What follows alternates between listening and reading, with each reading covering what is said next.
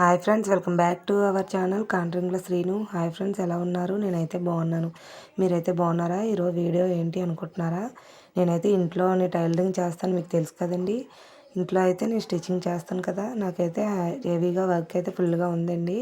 నాకు ఈరోజు అయితే కస్టమర్ అయితే ఒక బ్లౌజ్ అర్జెంటుగా కుట్టయితే ఇమ్మన్నారు. అదైతే ఒరిజినల్ పీస్, అది ఒరిజినల్ పీసు, లైనింగ్, మెజర్మెంట్ బ్లౌజ్ అయితే ఇచ్చారండి. సో నేనైతే మెజర్మెంట్ ప్రకారం లైనింగ్ మీద అయితే డ్రాయింగ్ అయితే వేసేస్తున్నాను. మెజర్మెంట్ బ్లౌజ్ అయితే దాని మీద సెట్ పెట్టుకొని మెజర్మెంట్స్ అయితే తీసేస్తున్నానండి.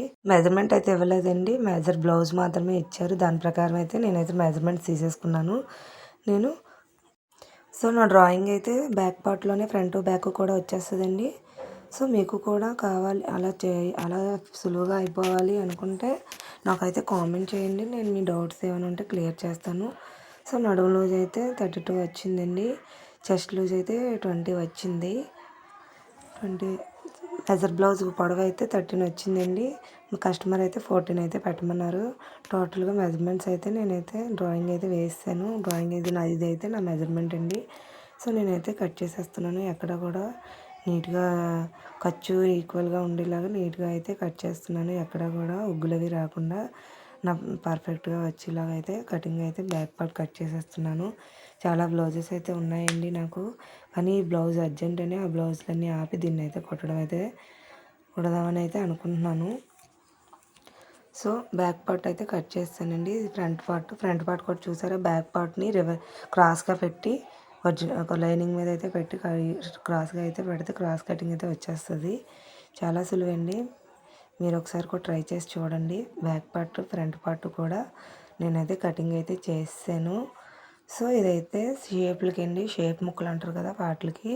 ఇవైతే షేప్ ముక్కలకైతే మనకి కటింగ్ చేసిన తర్వాత అయితే ఉంటుంది కదా, ఆ పీస్తో అయితే మనం తీసుకోవచ్చు.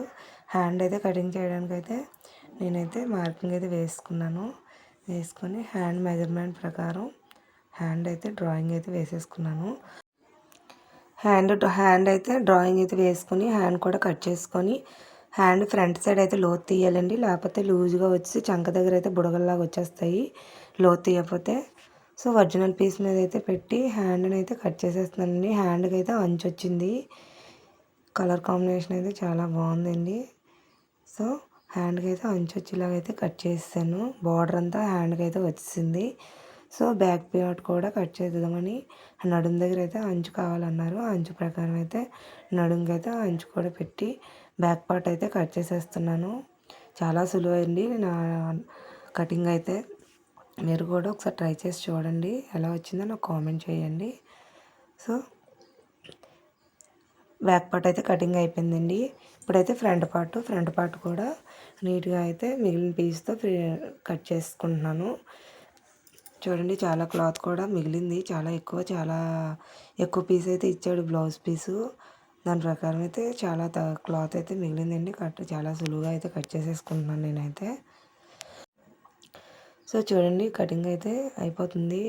ఫ్రంట్ పీస్కి డాట్స్ అవి కూడా పెట్టేసుకున్నాను. మిగతా పీస్కి అయితే షేప్ ముక్కలు కూడా కట్ చేసుకున్నాను. సో నా కటింగ్ అయితే కంప్లీట్ అయిపోయింది.